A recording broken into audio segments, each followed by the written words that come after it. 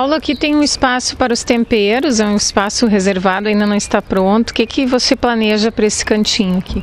Bem, a gente tem notado que as pessoas gostam de ter um tempero, um chá, né, essas especiarias dentro de casa em natura, né?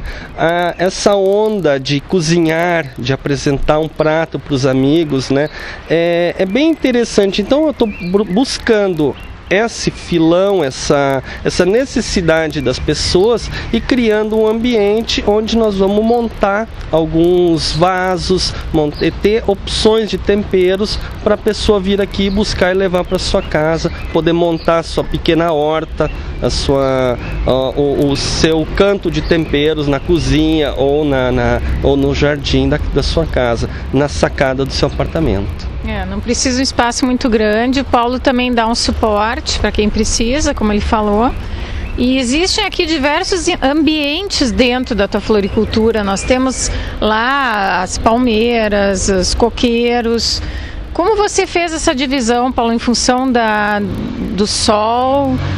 Como é que tu levou em conta esse posicionamento aqui das plantas? Bem, nós criamos diversos ambientes, lugares mais sombreados com o sombrite, né, onde a gente usa plantas que necessitam um pouco menos de luz, né, lugares com plantas mais que necessitam menos água, que são as suculentas, as cactáceas, né, mas a gente dividiu ele em forma de canteiros para que as pessoas possam circular por dentro e olhar as plantas, conhecer as plantas, né. Ficou muito prática a altura desses canteiros. O Paulo fez eles mais altos, também facilitando o próprio plantio, né? E na venda das plantas para repor também fica muito fácil. Todas as plantas. A pessoa que circula aqui já vai analisando, olhando as plantas, né, Paulo? Bem legal. Todas as plantas estão enterradas numa casca de árvore, né? Onde mantém a umidade e é muito fácil tirar elas daqui e levar para o seu jardim. Paulo, quando a gente adquire um terreno, as construtoras, um dos grandes problemas que a gente vê é essa questão das árvores existentes que a gente tem que manter. Muitas vezes deixamos de construir e nesse caso aqui no teu terreno as árvores permaneceram, né? Sim, aqui nós criamos a estrutura em função das árvores, né? Quer dizer, aproveitamos a sombra delas, né? E preservamos praticamente todas as árvores que haviam no terreno. E no caso, se existe uma pessoa, um cliente que ele precisa construir e o terreno é pequeno, aquela árvore está no meio, como ele pode proceder?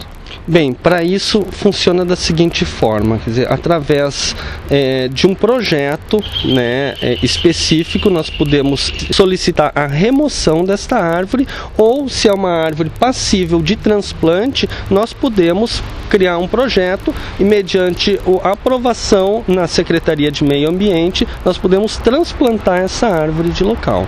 Né? Recentemente nós fizemos num empreendimento em Novo Hamburgo, transplantamos 2 árvores, né, dentro do terreno, nós mudamos elas de local. É muito bom essa questão de se preocupar com a preservação da natureza, do meio ambiente, e nós sabemos assim que muitas árvores são derrubadas sem a necessidade também, né? Paulo, uma coisa que a gente vê muito nos jardins hoje, atualmente, essas pedras brita nos caminhos, que fica bem mais econômico também, paralelepípedo. Como é que fica essa questão da pedra com a natureza? O que tu aconselha no jardim? Bem, está se usando muito outros elementos além das plantas, né?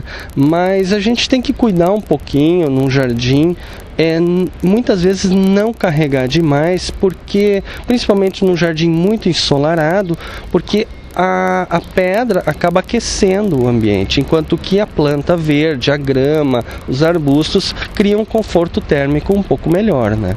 Então, em jardins mais ensolarados, vamos tentar evitar um pouco o uso de Existe a questão da absorção da água também, né? Porque como a gente vê as ruas asfaltadas, na verdade o ideal seria um paralelepípedo, como era antigamente, para penetrar no solo, né?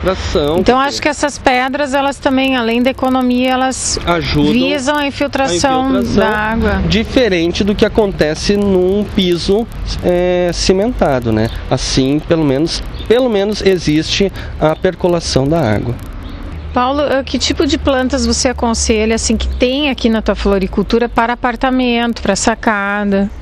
Bem, assim, para a área interna, para lugares de pouca luz, né, nós temos uma planta muito boa que eu gosto de trabalhar, é a Rhapis, né? Ela é uma planta que aguenta pouca luz, é uma planta de fácil manutenção, né, não perde folhas quase, né, uma planta que exige poucos cuidados, né. E aí temos outras opções como o lírio da paz, as plantas, a gente chama os filodendrons, são tudo plantas que toleram pouca luz e podem ser mantidas dentro do apartamento. Algumas bromélias também.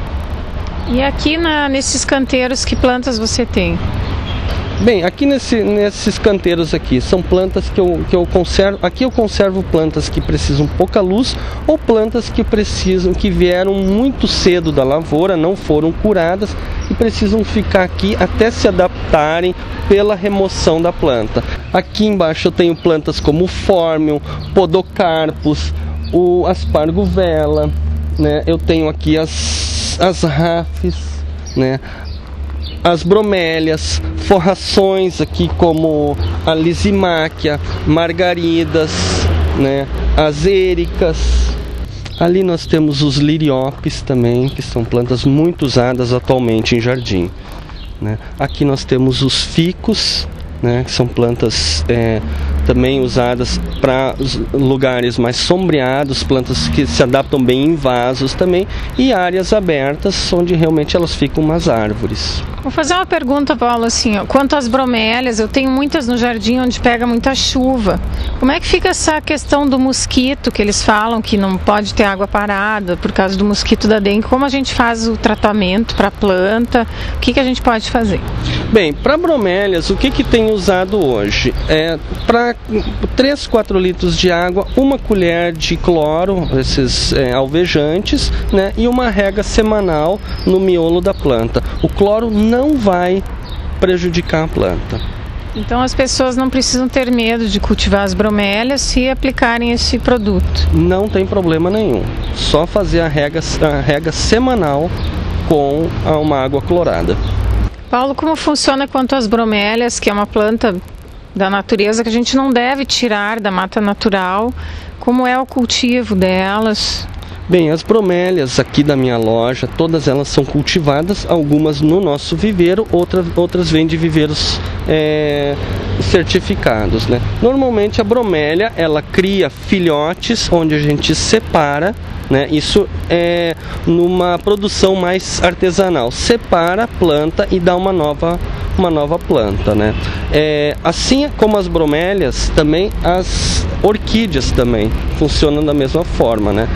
Sempre é bom cuidar a procedência da orquídea para evitar de comprar de pessoas que tiram da natureza, sim procurar comprar de pessoas que cultivam em viveiros certificados.